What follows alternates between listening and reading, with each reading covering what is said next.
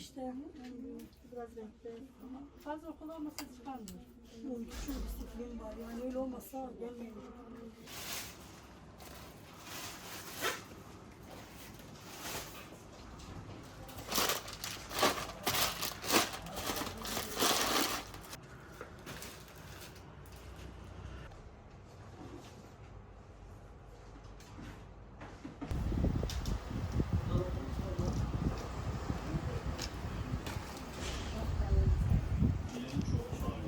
Allah razı olsun. Teşekkürler. Allah razı olsun.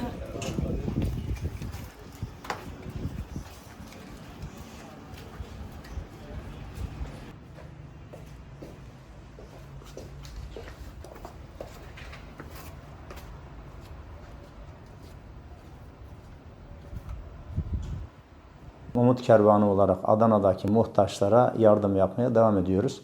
Her ay onlarca aileye yardım yapıyoruz. Ağustos ayının dağıtımını da bugün itibariyle yapmaya başladık.